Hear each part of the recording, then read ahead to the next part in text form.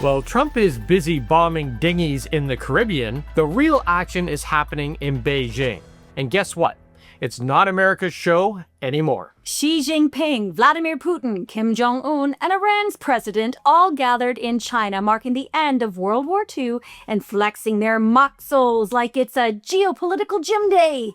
And the U.S., they didn't even get an invite. Xi rolled out the biggest military parade in modern Chinese history. Missiles, tanks, drones, cyber units, laser weapons, even helicopters spelling 80 in the sky. Meanwhile, Trump's contribution to strength this summer? A $45 million birthday parade in D.C. that got roasted online. Tanks, jets, flags, and a bored birthday boy. Spectacle without substance. Xi told the crowd of 50,000 people, and I quote, "Today, mankind is faced with the choice of peace or war, dialogue or confrontation, win-win or zero-sum. The Chinese people firmly stand on the right side of history." Then, while Xi, Putin, and Kim stood shoulder to shoulder in Beijing, Trump did his usual rage posting on Truth Social. He said, "Please give my warmest regards to Putin and Kim as you conspire against the U.S." That is not leadership, people. That's desperation. So yes, one side showcased an integrated modern force and a unified narrative. The other? Well, Trump's busy trying to prove he's still alive, hiding those scaly lizard hands, and dusting off a law from the 1700s to deport people out of America. Remind me again, who's making America great?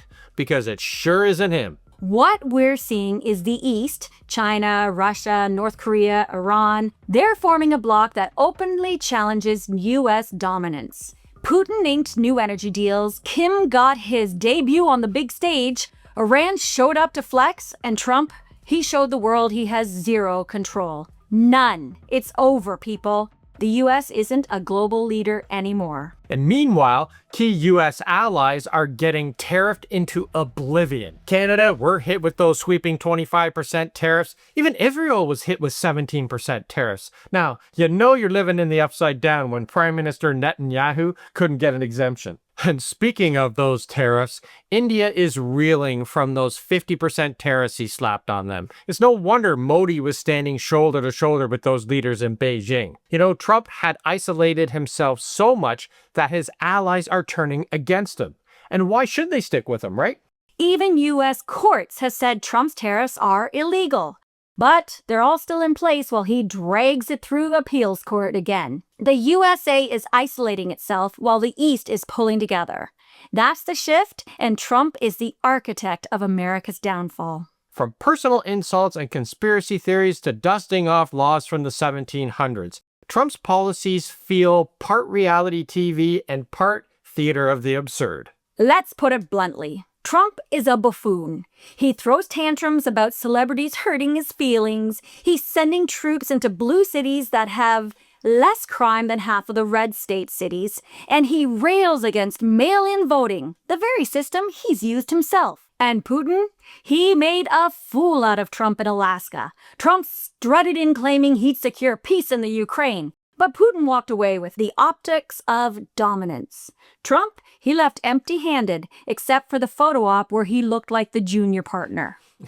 And then there's India. Trump thought that his tariff might, those 50% duties, would bring Modi crawling back to the table. Instead, Modi ignored Trump's calls at least 4 times, hopped on a plane, and ended up in Beijing hand in hand with Xi and laughing with Putin. He didn't weaken India, he pushed them into a new alliance with China and Russia. Together, that's over 3 billion people, 10 times America's population. That's a scary new axis of upheaval thanks to Trump's ego. And what about Canada? Well, for years, we stood shoulder to shoulder with the U.S. We even imposed a 100% tariff on Chinese EVs to protect the North American auto market. And what did we get for our loyalty? Trump slapped tariffs on Canadian cars anyway. So Canada's stuck. A hostile neighbor to the south, trade disputes with China, India drifting towards Beijing and Moscow. We're strategically isolated. Trump's ego didn't just destabilize the US, it rewired the global map. In Canada, we're left exposed. Even Xi spelled it out earlier this week. He called for unity against hegemonism and power politics, a thinly veiled swipe at the US and Trump's tariff bluster.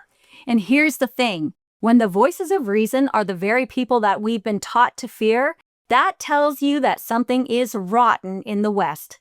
China's cities are bigger, cleaner, more organized. Their trains fly across the country at 300 kilometers an hour, while we're still arguing over fixing potholes. The West is stuck in yesterday, while Beijing is building tomorrow. We've been to China a few times, and what we felt there wasn't aggression. It was a want for progress, order, and yes, peace. Compare that to the US, a nation built on slavery, migrant oppression, corruption, greed, and forever wars. Trump doesn't want peace. He thrives on conflict. Xi's message? Stability. Putin's laying traps, and Trump, he's being played like a fiddle. And that's the contrast. China's projecting stability. India hedges for its future.